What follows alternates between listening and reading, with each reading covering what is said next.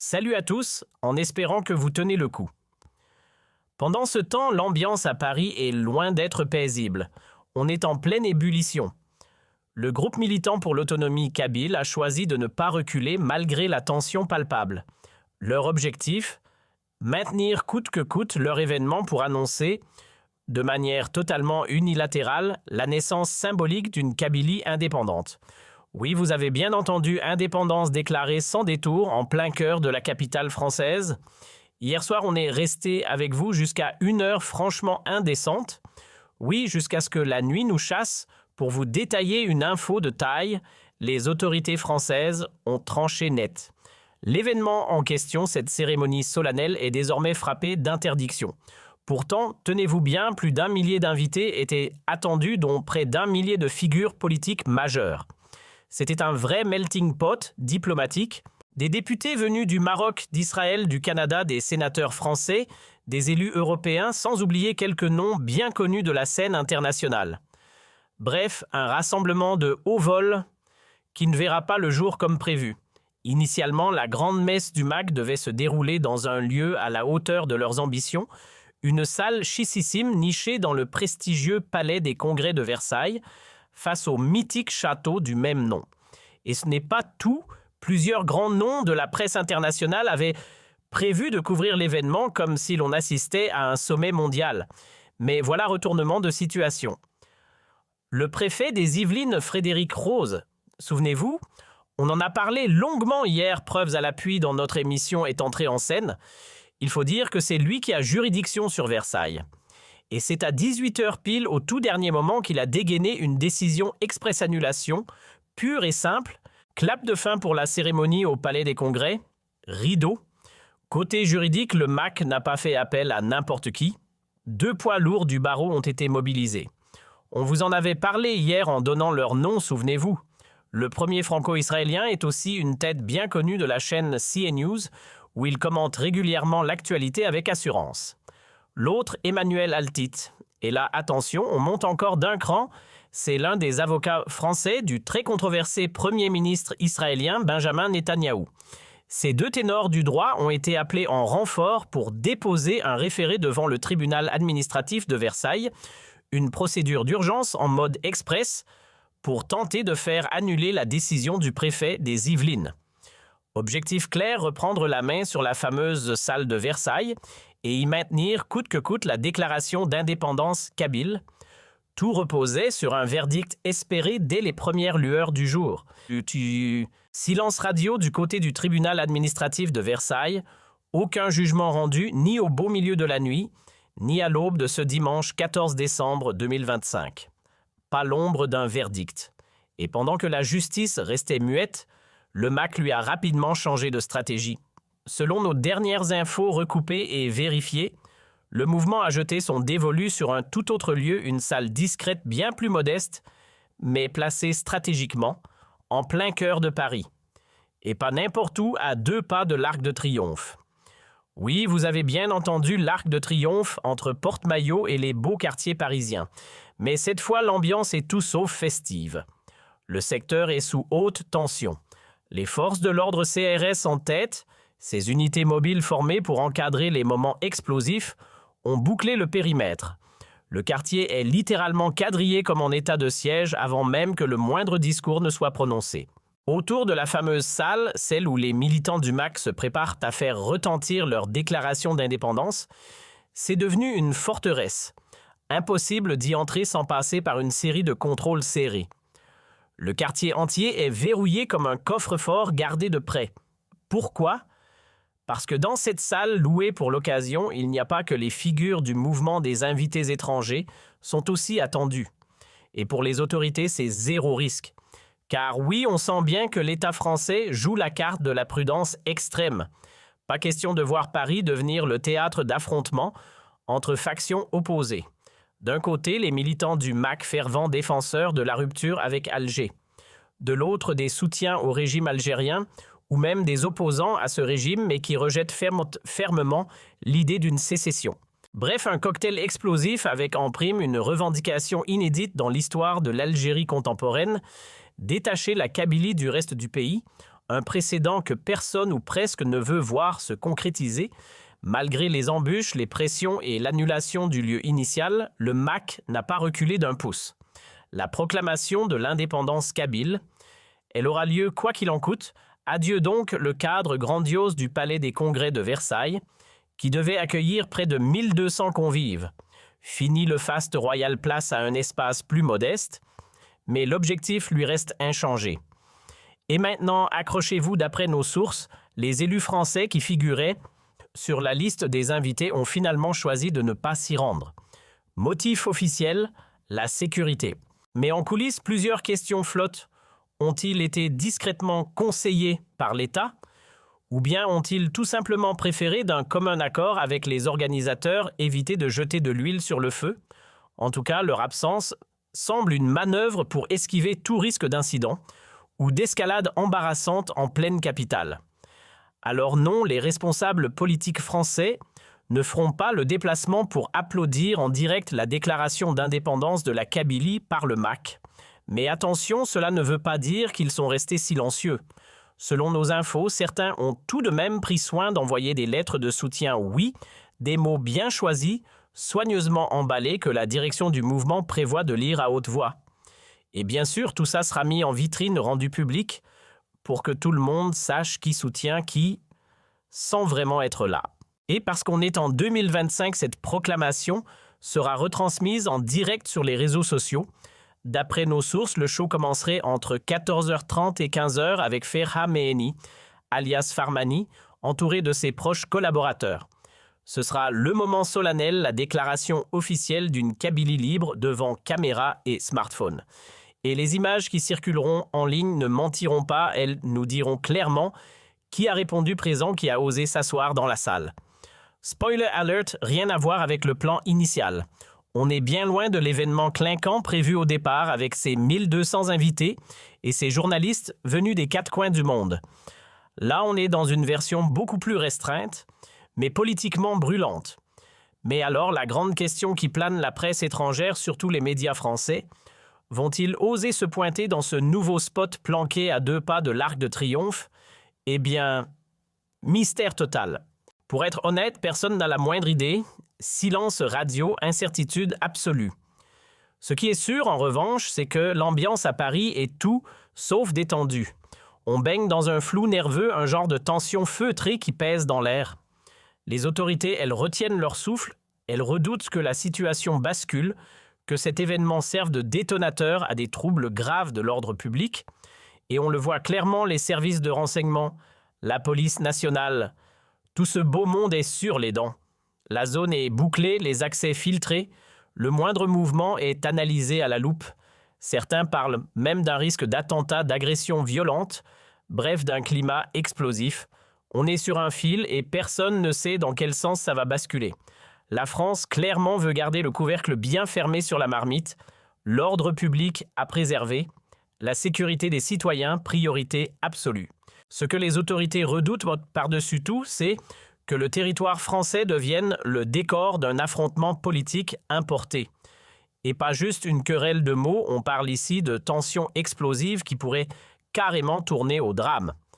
Car le sujet est hautement inflammable, l'indépendance de la Kabylie, le spectre du séparatisme, l'idée d'un territoire algérien fragmenté, tout cela dans un pays où vit une diaspora algérienne massive, c'est de la nitroglycérine politique. Et dans ce contexte, personne ne veut voir éclater un conflit importé qui viendrait fissurer le vivre ensemble. Il faut dire que les Algériens en France représentent une force démographique importante. Et ce simple fait suffit à comprendre pourquoi la moindre étincelle peut être perçue comme une réelle menace pour la stabilité sociale. Franchement, quand le préfet des Yvelines avance cet argument pour justifier l'interdiction difficile de lui donner tort.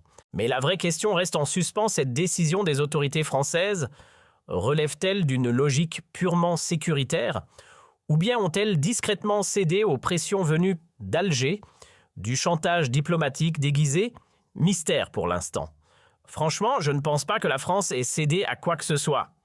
Très sincèrement, tout porte à croire qu'elle cherche avant tout à rester en dehors du tumulte. Sur le plan diplomatique, comme sur le plan politique, il était Inimaginable pour Paris de cautionner un geste aussi tranché, aussi radical que celui du MAC. Imaginez une seconde et si demain Alger accueillait en grande pompe une cérémonie où des militants corses ou néo-calédoniens proclamaient tout sourire leur indépendance en direct depuis la capitale algérienne. C'est surréaliste, non? Eh bien, c'est exactement la même logique qui s'applique ici. Aucun État ne peut se permettre d'ouvrir la porte à ce genre de précédent explosif. Si la France avait laissé faire sans prendre ses distances, l'orage diplomatique aurait été inévitable. L'Algérie n'aurait pas hésité une seconde à monter au créneau, à exiger des comptes à condamner ouvertement. Et Paris se serait retrouvé coincé, moralement affaibli, politiquement critiqué, diplomatiquement exposé. Autant dire un vrai casse-tête. Sur le plan éthique, soyons clairs, c'est une affaire strictement algéro-algérienne. La question qu'on peut se poser, c'est celle-ci, est-ce que, sous prétexte de défendre la liberté d'expression, on peut vraiment tolérer des actions qui relèvent clairement du séparatisme? On ne parle pas ici de débattre des idées du MAC, ni de dénoncer l'emprisonnement de ses membres, ni même de porter sa cause sur la place publique. Tout cela, oui, c'est parfaitement légitime. Et d'ailleurs, le MAC n'est pas bâillonné en France. Le mouvement a déjà organisé un tas d'événements politiques, pris part à des débats, été reçu par des sénateurs, par des députés, accueilli par des maires.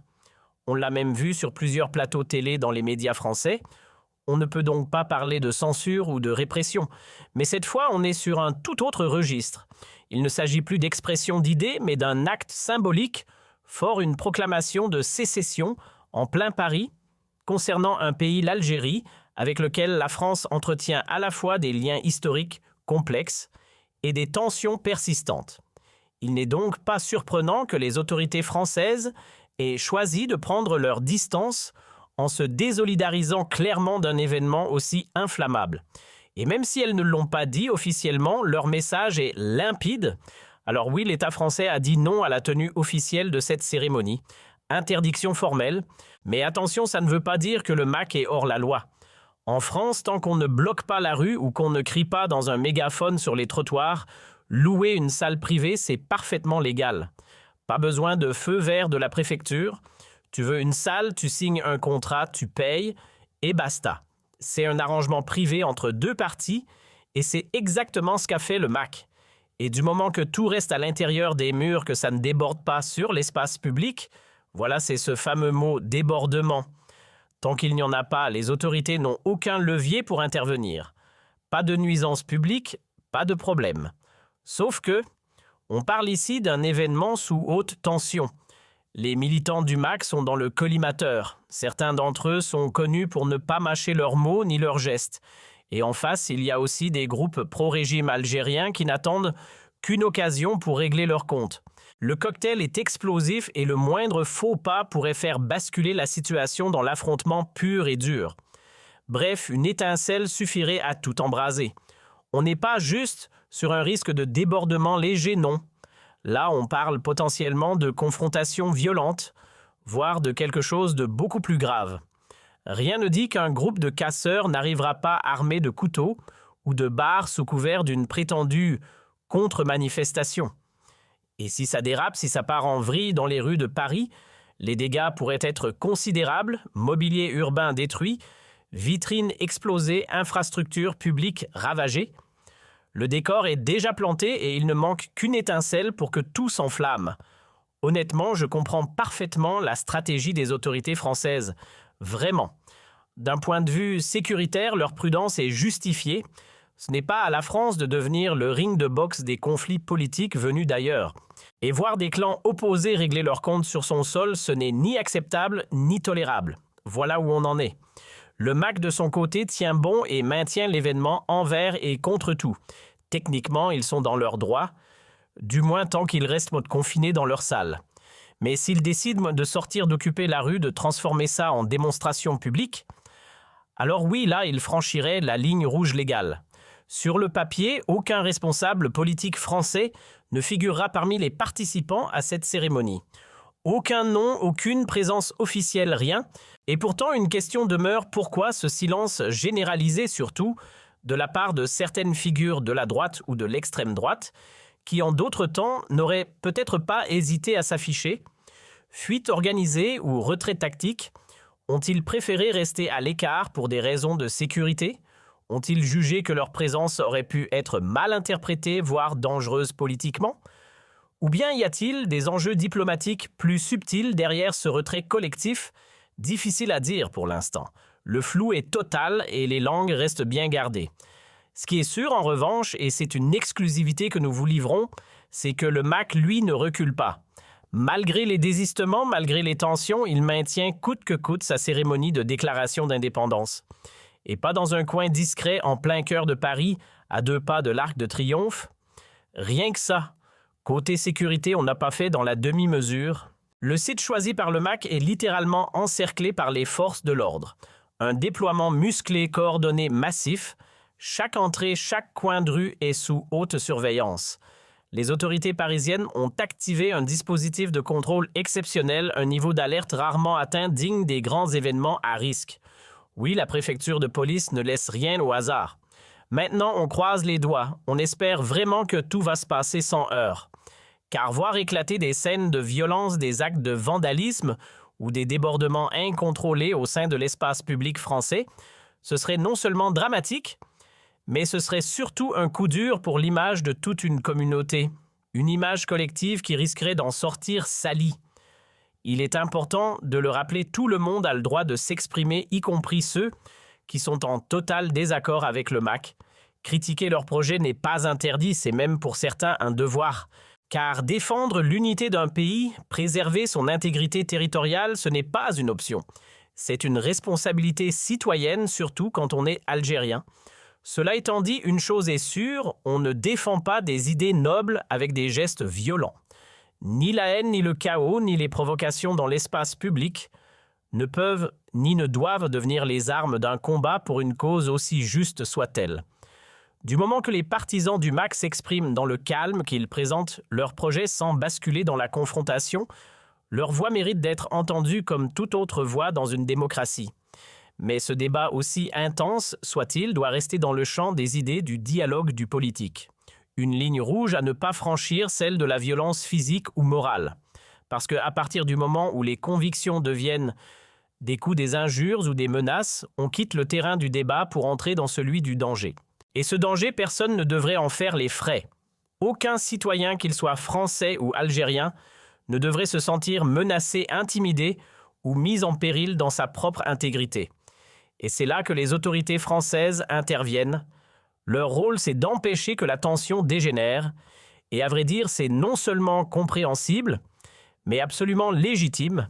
Alors maintenant, on garde l'œil ouvert. On surveille de près les prochaines heures parce que les choses peuvent encore évoluer. Et bien sûr, on vous tiendra au courant avec tous les éléments dès qu'on en saura plus.